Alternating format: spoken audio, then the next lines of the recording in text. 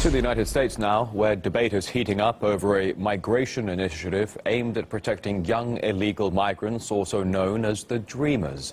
Donald Trump says he's ready to approve a law on them, however, only on certain conditions. Truly, it should be a bill of love, and we can do that. But it also has to be a bill where we're able to secure our border. Drugs are pouring into our country at a record pace. So in order to secure it, we need a wall.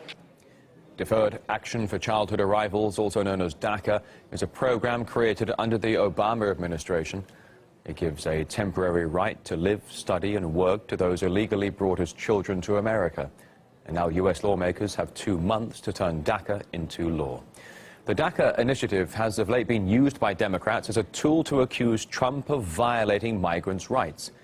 But recent revelations make it look like the debate is not so much about moral principles, but rather about votes and support bases. And the media is now sharing a memo written by the former Director of Communications for Hillary Clinton's presidential campaign. The fight to protect Dreamers is not only a moral imperative, it's also a critical component of the Democratic Party's future electoral success. If Democrats don't try to do everything in their power to defend Dreamers, that will jeopardize Democrats' electoral chances in 2018 and beyond. Political analyst John Hadjar is unimpressed by the way the Dreamers issue is being used to score political points. Politics has become very cynical in the U.S., and I think that it's somewhat of a dirty game. We know that the left looks at immigration from a very cynical perspective. They have very wealthy interests that rely on a constant flow of cheap labor, and also they need the votes. They're against any of the reforms that President Trump and the Republicans have been pressing for.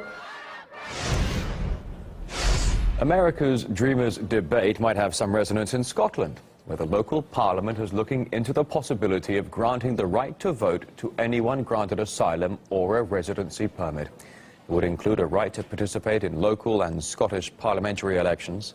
The Scottish Minister for Parliamentary Business claimed that it's only fair that those who have the right to live there should also have the right to vote. And we debate the issue with James Dornan from the Scottish National Party and David Coburn from the UK Independence Party. The idea that any country allows people who are not their citizens to vote in any election is just unheard of and totally wrong. The Scottish National Party want to gerrymander elections, and now they want to give the vote to every Tom, Dick and Harry. This is wrong. Anybody but the English, I should think. I don't know how that goes down elsewhere. Some people might call that racist. Out of that ramble and rant that I just heard from David Coburn there, the only person that sounded racist in it was him. The fact that we are not interested in the race of people that have got a right to vote, and if they've got the right to stay here, then I think it's only appropriate that they've got the right to have a say. They must have British citizenship. All the Scottish National Party, well, Scottish National Party are trying to gerrymander it. They'll have anybody in the country, they'll give them a vote. Could you give us some explanation about that, David? You know, stop shouting slogans and give us some explanation. Be quiet for a moment, I would. Well, you should be quiet and let me speak. I'd let you speak.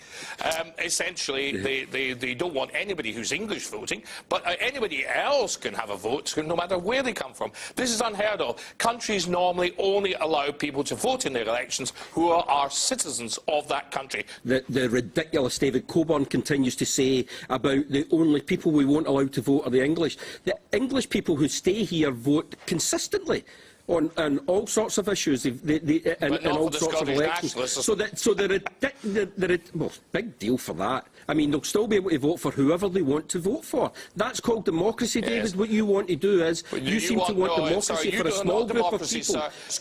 Scottish soldiers and Scottish people were not given the vote if they were not resident in Scotland at the time of the referendum. This is another pathetic effort by the Scottish National Party to gerrymander a future independence vote. This is not a game. This is about trying to make Scotland the right sort of country that the people who live in Scotland will get the opportunity to decide what it's about.